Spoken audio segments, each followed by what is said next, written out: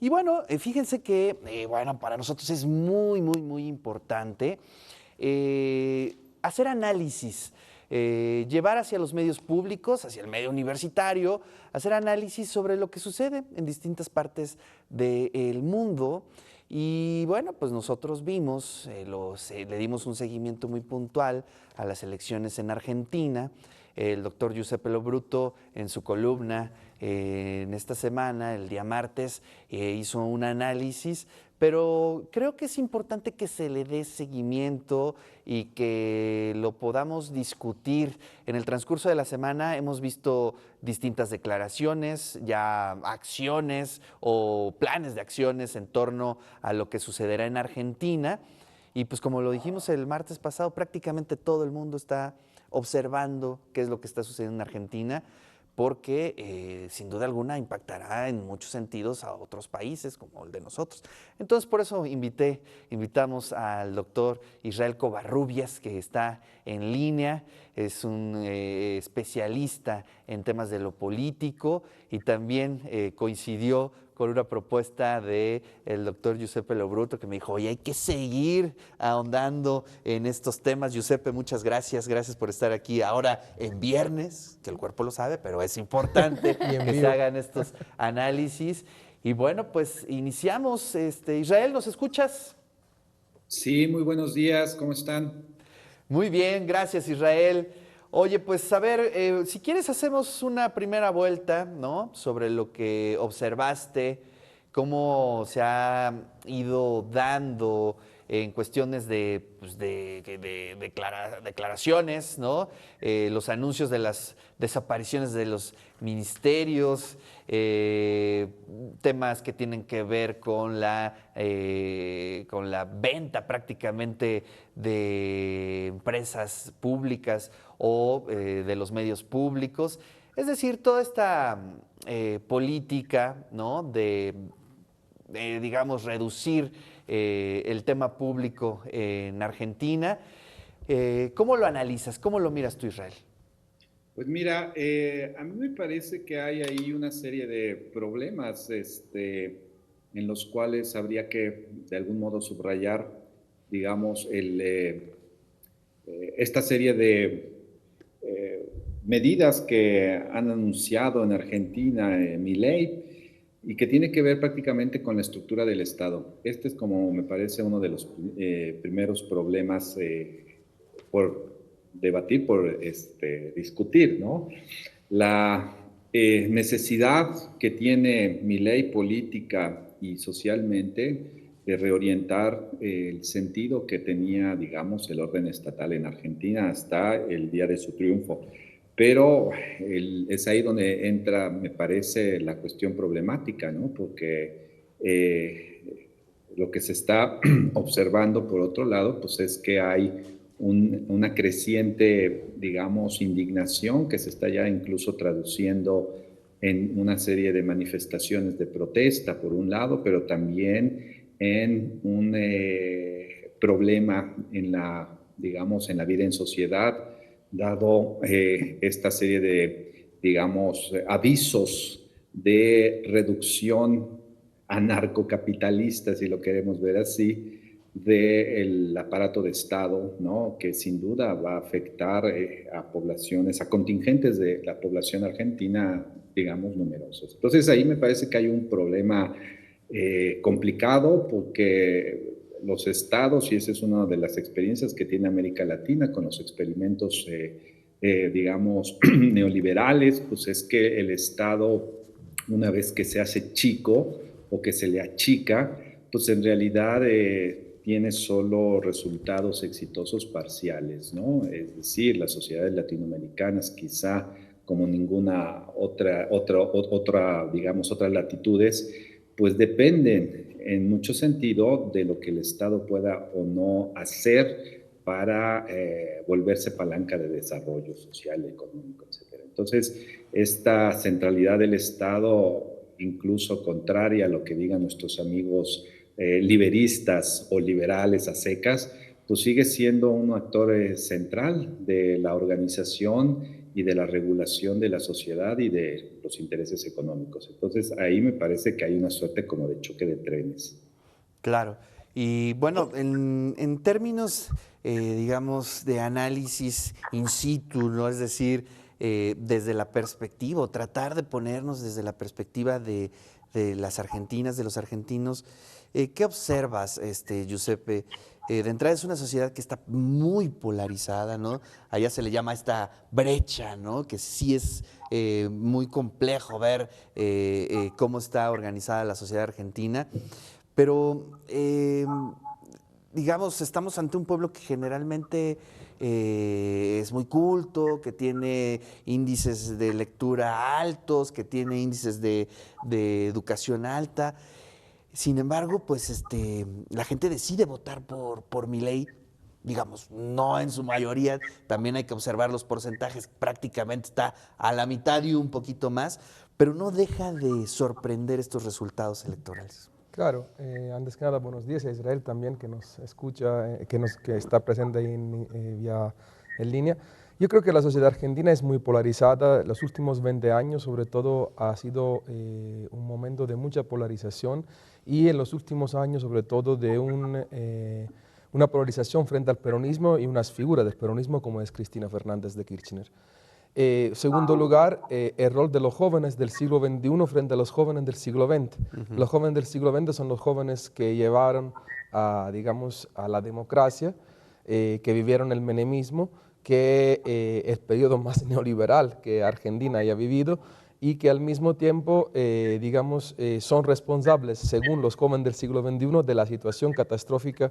Es un imaginario, estamos hablando, en la que se encuentra Argentina. Ha habido un proceso de migración muy fuerte de jóvenes en los últimos años en todo el mundo. Yo soy italiano de Sicilia, le puedo decir que es impactante el número de jóvenes argentinos presentes en Sicilia entre 18 y 25 años. Jóvenes que salieron porque no hay posibilidad. Otro tema es en qué se ha compuesto el electorado de Milei.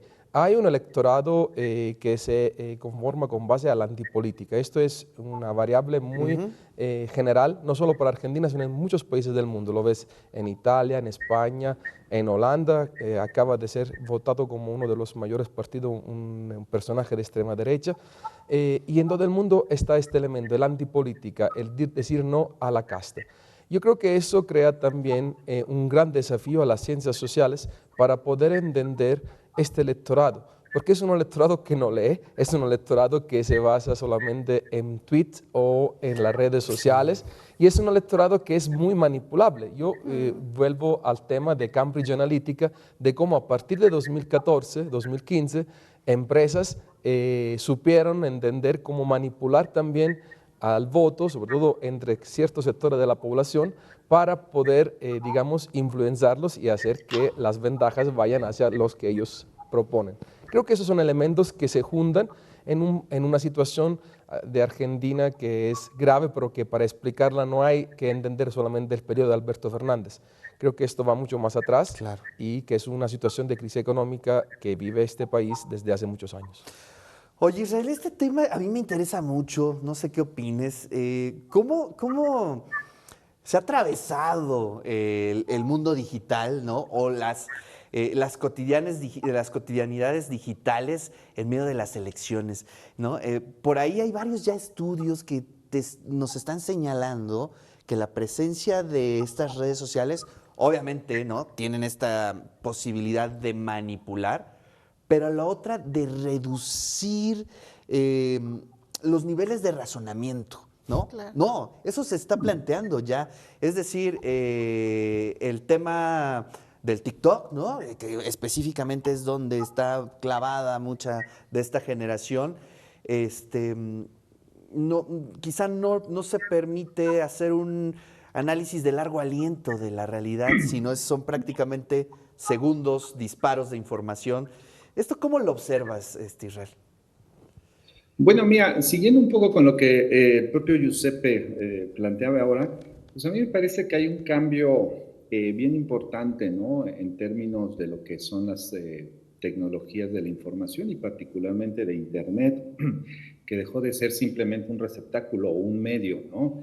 Para difusión o para circulación de informaciones y se vuelve lo que sociológicamente podríamos decir un actante, es decir, un actor central en la configuración no solo de las identidades de los sectores, de distintos sectores sociales que se vuelven consumidores cotidianos de las redes sociales, sino también un actante en términos de determinar orientaciones políticas, lo que decía Giuseppe es cierto con lo de Cambridge Analytics, y no nada más las orientaciones políticas, sino también hay una reducción o quizá para ser un tanto, digamos, más agudo el asunto, una suerte de pulverización o de crecimiento cognitivo significativo, ¿no? Exacto. Es decir, en función de lo que quizá nosotros aquí presentes pensábamos que es el crecimiento cognitivo, ¿no?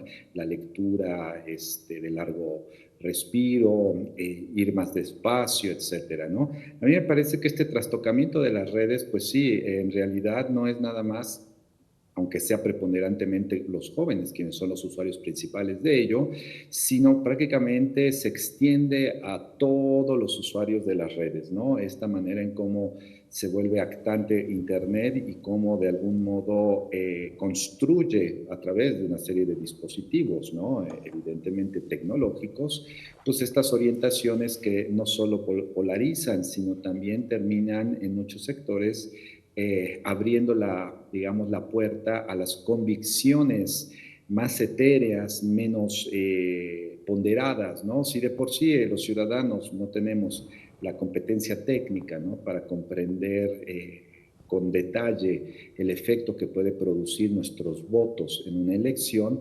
imaginemos ahora con el peso que puede ser una variable muy determinante que tienen las redes sociales para todos estos segmentos que se vuelven los targets propiciatorios precisamente de un estilo que es creciente para hacer campañas políticas por un lado y por otro, pues lo que también se está viendo en muchos sentidos, ganar elecciones. Pero quiero decir con esto rápidamente que también tendríamos que ver estas otras variables externas y de contexto que el propio Giuseppe estaba diciendo, es decir, están las variables de coyuntura, pero también las herencias históricas, ¿no? Entonces, pues sí, en el caso argentino, ¿no? Frente a un rendimiento social y económico mediocre de las dos últimas décadas, es casi Claro.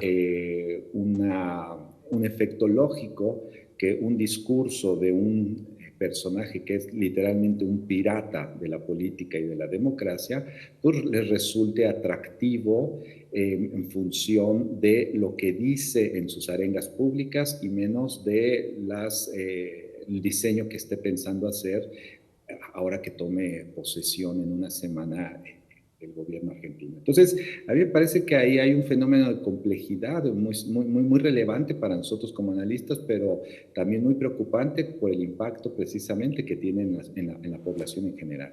Oye, este tipo de personajes los hemos visto en distintos lugares, ¿no? Y regularmente son muy buenos comunicadores, ¿no? Saben cómo llegar emocionalmente hacia los otros, pero regularmente tienen poco conocimiento jurídico, ¿no? Y creo que este es uno de los casos. No sé, ¿qué piensan ustedes? Porque, bueno, ya anunció la desaparición de varias cosas, de varios entes ahí públicos, pero ¿cuáles son esas posibilidades reales? Por ejemplo, desaparecer los medios públicos, ¿no? De comunicación, ese es uno de sus anuncios. La desaparición de los ministerios. Es decir, ¿todo eso está en sus manos realmente? ¿O va a empezar a hacer las negociaciones correspondientes con la oposición? ¿Tiene que cabildearlo con las cámaras?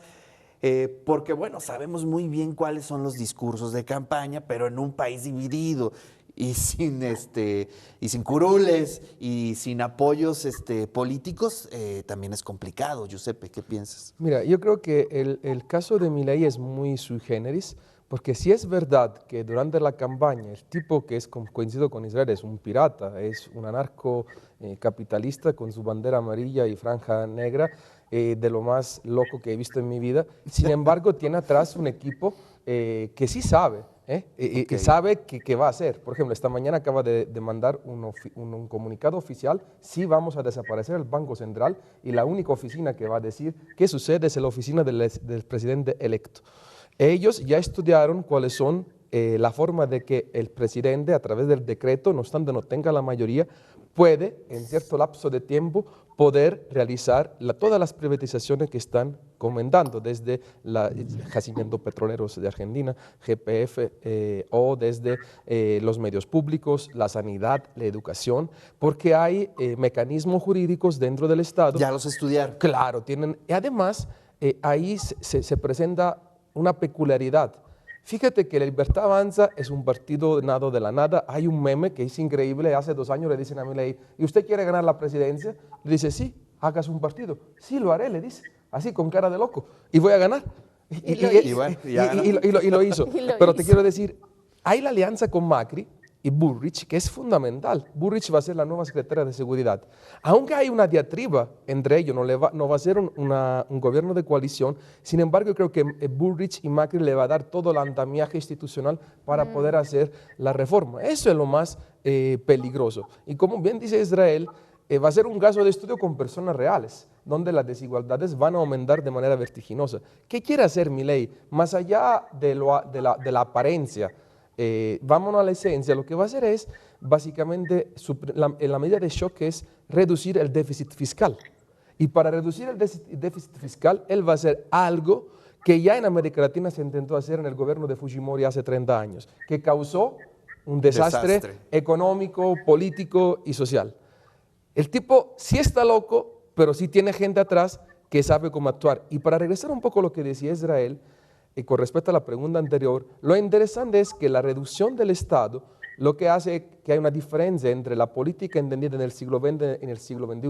En el siglo XX era una política de contraste ideológico. En el siglo XXI es una política de ejércitos electorales. Yo tengo que agarrar al ejército electoral y a ver quién vota. No me interesa lo que opine el ejército electoral. Sí, lo importante es ganar. Lo importante es ganar. Punto, y ahí ¿no? me voy con toda la estructura y a ver qué hago. Híjole, bueno. 1 minuto, Isra, para tus conclusiones. No, pues mira, a mí me parece que pues habrá que ver en última instancia, quizá con una suerte de esperanza vana, ¿no? El rol que va a jugar el Poder Judicial al respecto, ¿no? Pero por otro lado, pues sí es evidente, ¿no? Que hay una serie de mecanismos constitucionales en Argentina, como la ley decreto, ¿no? Con lo cual un presidente puede gobernar y hacer pasar una serie de reformas constitucionales de gran calado sin necesidad de pasarlas por la votación del Congreso, ¿no? El problema con ello pues es prácticamente que incrementas por un lado la conflictividad entre poderes, pero por otro pues es el efecto que va a producir fuera de las instituciones, que eso es lo que a mí me parece que puede ser significativamente negativo en el caso argentino, ¿no? Entonces, habrá que ver, y yo sí coincido con Giuseppe, Macri y Bullrich van a ser pues, los grandes operadores en gran medida institucionales de Milei, ¿no? Habría que también observar un poco a dónde se dirigen los dardos, porque generalmente los dirigimos a este personaje heteróclito de la política argentina, pero no a los que de algún modo apoyaron y hicieron que ganara. Entonces, a mí me parece ello, ¿no? Preguntarnos simplemente, dejarla como interrogante, ¿no? ¿Qué rol jugarán hoy los tribunales judiciales al respecto? Porque eso también observaría o sugeriría el grado de consolidación del Poder Judicial frente a los demás poderes del Estado. Así es. Oigan, bueno, se nos acabó el tiempo y tenemos que acabar justito porque ya estamos en pre-campaña, entran los cines, pero les propongo que el siguiente viernes podamos seguir tratando este tema, se va a generar mucho más información, así es que aquí nos vemos el próximo viernes.